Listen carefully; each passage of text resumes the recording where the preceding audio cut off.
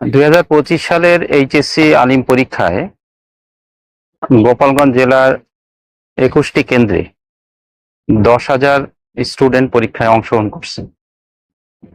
আমরা এখন অবস্থান করছি মুকসুদপুর সরকারি কলেজে।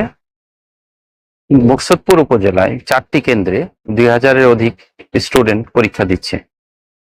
আমরা নকলমুক্ত পরিবেশে এই পরীক্ষা অনুষ্ঠানের জন্য সর্বোচ্চ সতর্কতা অবলম্বন করেছি।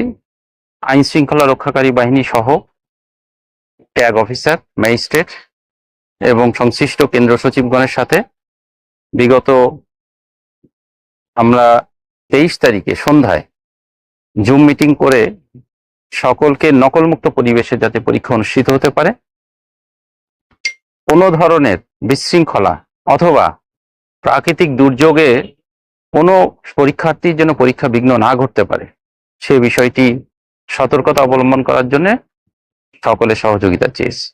ইতোমধ্যে জেলা পর্যায়ে এবং উপজেলা পর্যায়ে প্রশাসনের পক্ষ থেকে, আইন শৃঙ্খলা রক্ষা বাহিনীর পক্ষ থেকে সার্বিক তত্ত্বাবধান করা হচ্ছে।